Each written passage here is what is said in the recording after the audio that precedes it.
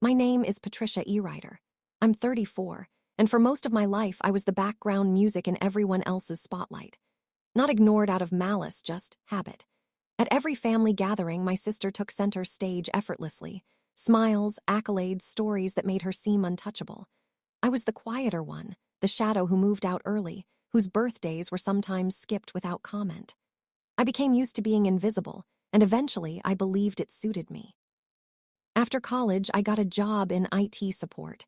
It was tedious, thankless work, but I poured myself into it.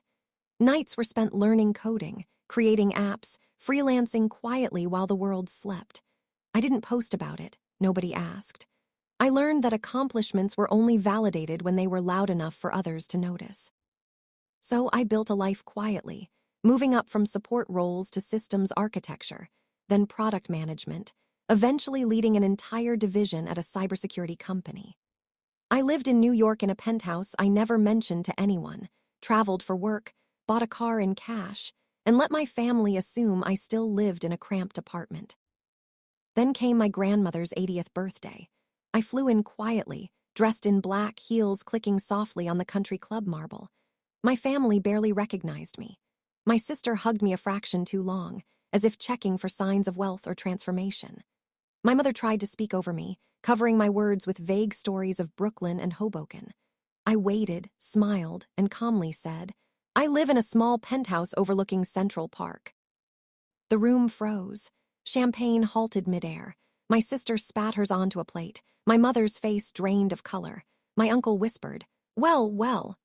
For the first time, I was seen, and I realized that being visible could hurt in ways being invisible never did. After that night, calls and messages flowed, requests disguised as casual conversation. The baby needs more time with Aunt Patricia. The kitchen renovation can't happen without a little push. Could you advise on insurance? I helped, not out of obligation, but because I wanted to believe they changed. For a moment, I convinced myself that love could grow like that, suddenly, late.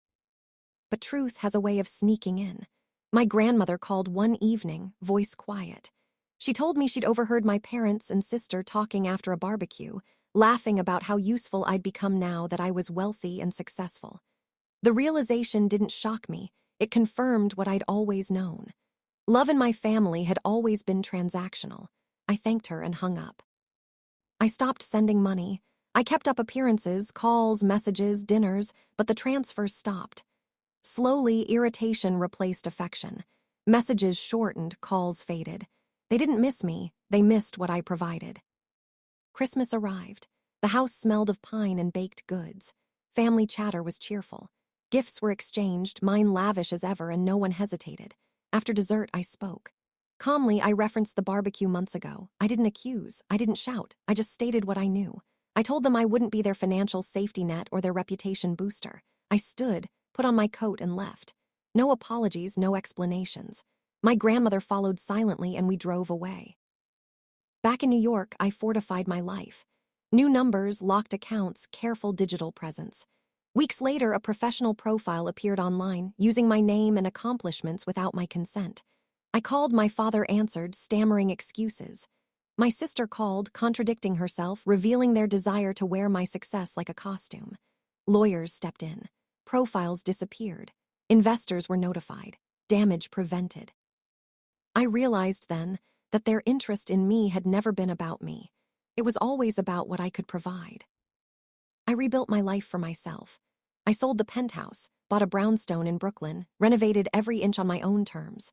Work continued. I mentored women quietly, built systems people relied on without noticing, and finally claimed the mental space my family had always tried to occupy. I adopted a rescue dog, Ghost, with one ear crooked and a fierce attitude. I started therapy, cooked meals, took weekends off, and let silence fill the spaces my family used to control. Time passed. The family's attempts faded. One cousin called months later, quietly reporting change. My parents and sister were shifting quietly without seeking me out. No apologies, no attempts at reconciliation, just change. It wasn't for me. It was their own growth, too late to matter to our relationship.